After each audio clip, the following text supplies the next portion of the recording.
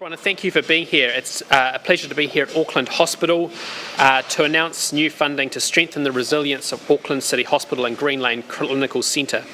As you can see already, there is a significant amount of work underway at Auckland Hospital to increase the resilience of this hospital, focused on upgrading the essential systems that support the basics for a modern hospital environment. These systems will improve the resilience of the hospital, and the government is confirming as part of Budget 2025 that we will continue to invest to deliver critical improvements to both power supply, heating systems, building management and safety infrastructure, building on the work that's already underway here to even further improve the resilience of Auckland Hospital and Green Lane Clinical Site. As you can see, you're currently standing inside a purpose-built 5-storey base isolated energy centre. This is not just about replacing a few pipes. This work is about future-proofing the building to ensure that Aucklanders can have confidence in the delivery of the health services that they rely on 24/7. The upgrades include new high-voltage power systems to improve energy security, replacing the aging steam heating network, and modernising electrical monitoring and building management systems. These changes will directly enhance the resilience and efficiency of the hospital. We're also funding the design work for the next phase of Auckland Hospital's hot water pipe replacement project, which means we can bring forward the next stage of construction by around 8 months. This is a critical part of our health infrastructure plan, and we're getting on now so we can deliver it faster. As you can see, these are about making sure we do the basics brilliantly to ensure we can give the care to patients that they deserve, the timely and quality care that they deserve. And today's announcement is about continuing that investment in those electrical systems, in the heating systems, those building management systems, so that we can provide that continuity of care for patients here at Auckland Hospital. So thank you so much for being here. Thanks for coming and having a look, and thank you to the construction workers who are delivering this project. Stage 1 and 2 will be completed by the end of this year. Stage 3 will be completed in 2 years' time, and with that, happy to take questions. The engineering here, some really cool engineering aspects, Minister. What's your favourite part? Oh look, I think the base isolation system is quite incredible to see, as well as the tunnel. This is about creating significant resilience for Auckland Hospital so that it can continue to operate around the clock. There's generators which have been installed here on site, which means that it's got backup energy for up to 3 days. It's got the cooling systems that you see behind us. And what we're doing with the funding we're announcing today is to continue that investment with a new electrical ring main, which means increased electrical resilience in case the power gets cut. It also includes updating the heating systems so that we can have less reliance on gas heating and have more efficient electrical heating. Plus we're getting on with replacing the pipes, which unfortunately when they were installed 20 years ago with plastic pipes, they're breaking. By replacing the pipes, we're able to make sure we can continue to provide that care that's needed. At the moment, if there's a leak in the pipes, the hot water pipes here at the hospital, we have to turn the entire system off in order to be able to fix it. Well, I'll get the team to basically this is enabling us to fix the hot water system so that we can provide that continuity of care. Just on that, so that's not good enough, though, is it, for anyone that comes from operation? And that's why we're fixing it. And so I'll get the team to explain it. I'll just get the team to explain that first. Okay. Continuity of care will continue, but what we're trying to do is get control of the water system within our acute services building, Building 32. So the work that's underway now, we've already started with Phase 1, and with this announcement we can continue with the design so that Phase 2 can be rolled out efficiently. Minister, just a question on that particular point. So the hot water issues in Building 32 have been quite long-standing. The hospital has known about it since as early as 2023 or even earlier, and INZ spoke to cancer patients who didn't have any access to hot showers when he was undergoing treatment last year. Being such a long-standing issue, do you think it's good enough that it still hasn't been fixed and we're still in a design phase? And when you say fast-track by 8 months, what is the timeline look like exactly? Yeah, so really good question. So it was one of the first things I did as Health Minister was to announce funding for the first stage. That puts in place a valve-based system, which means that if there is a problem, the entire building doesn't get affected. That work has already started now. The construction of that work is now started, and I'll get the team to explain what that means, but that means you can control if there is a problem in one part of the building, it doesn't affect the entirety of the other parts of the building, so patients can continue to receive their care. So that's stage one. Stage two is about then... Sorry, that will be complete by the end of this year? That's correct. That's correct. Till the end of this year for that valve system? Yes. So when the... How do you feel that it's taken several years? I mean, we've known about Yes. 2020. Yeah, well, I became the minister in January. I announced funding for it in February. So this is one of the first things I did as minister, was to announce funding to start work on fixing the hot water pipes at this hospital, because I know how important it is to the continuity of care to get this fixed. And so I've been the minister now for 4 months, and the first month on the job, I announced funding to fix this issue. My understanding is that in the past there have been temporary fixes which have not worked. Yes, and that's... Marked complete when they weren't complete, in fact. RNZ did a story on this. How much confidence do you have in that by the end of this year it will be? So what we're doing is replacing the plastic pipes with copper pipes, which will last. And so in the past, when they've been temporary fixes, that's what they've been. They've just been temporary fixes. We are now actually replacing the plastic pipes with copper pipes, which will last. When this building was built, back in the early 2000s, it should have been built with copper pipes. That's what it should have been built with. It wasn't.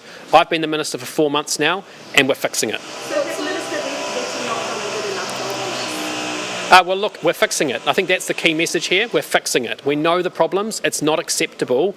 I've read your reports. It's not acceptable, and we're fixing it. And so that's what we're getting on. And that is...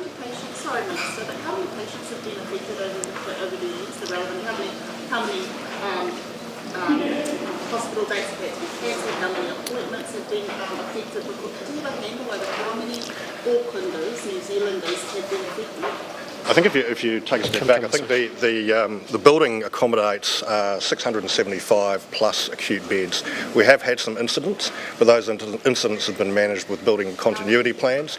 I think we've had about 4 to 5 over the last 18 months. I've been in the role for about 18 months. We identified these problems 4 to 5 incidents? Yes, a couple of years ago. I couldn't tell you that number, sorry. But I think the key point here is that we're dealing with a 25-year-old legacy design problem. And we're also managing both the continuity and the redevelopment of the facility in a live environment. So, we're going very fast. We've now got a contractor mobilised on site. We've commenced works, and we'll be finished phase 1 of the project, which will give us the control that we require within 12 months. So that's a really good outcome. Sorry, can I just ask again, so when you say continuity, how will that be ensured while this project is ongoing, like to fix the valves and everything by the end of this year? Like during this period, will there be more shutdowns that will impact? There will be a number of managed shutdowns during this period, but we'll be migrating and decanting patients out of the affected areas, and we'll be minimising the impact as we go through the building. How many disruptions are we expecting?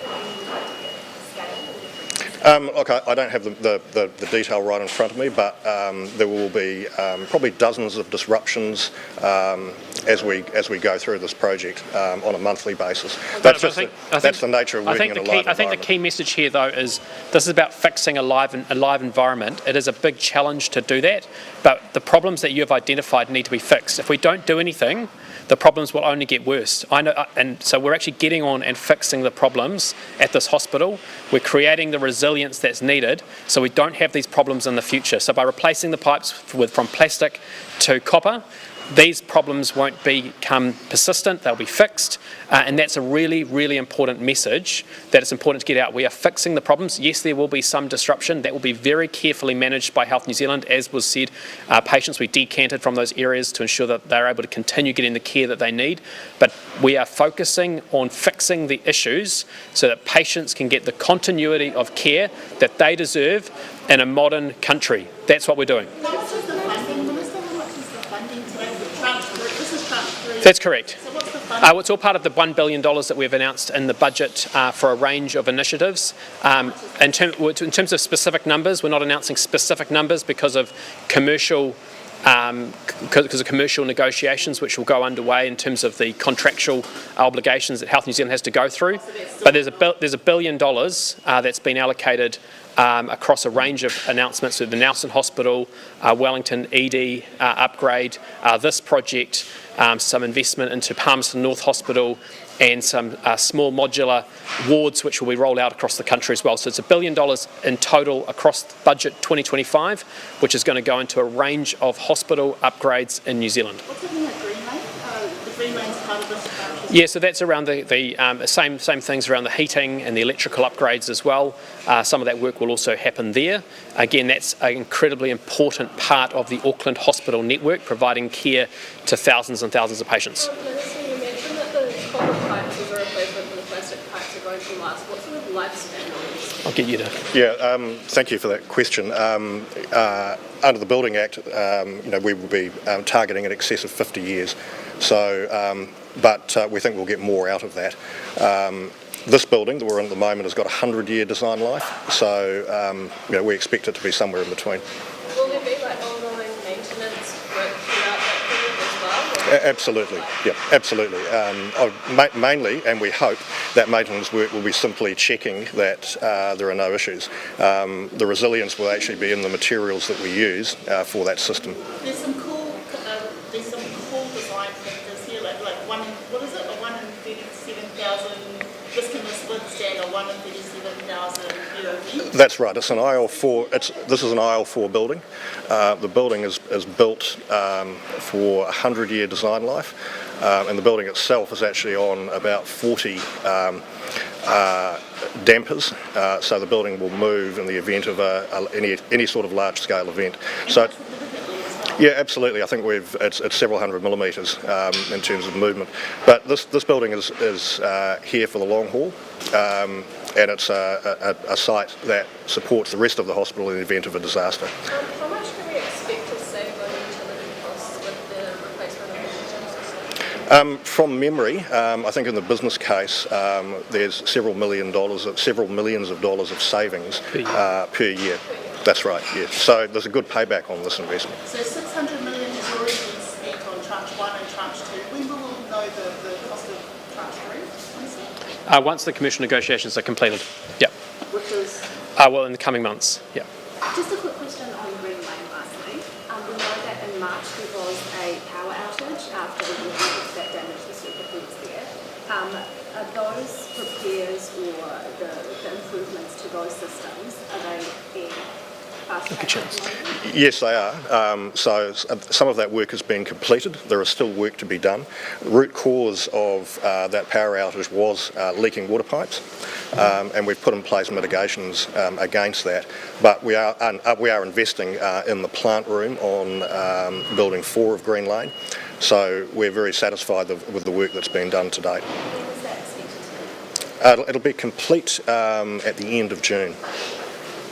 Great. I'm Chris Cardwell. I'm the head of infrastructure for Health New Zealand for the Northern region. Thank you. Great. Thanks, everyone. Appreciate it. I think it shows that to run a hospital, you need a lot of machinery and infrastructure to care for patients. So thank you so much for coming.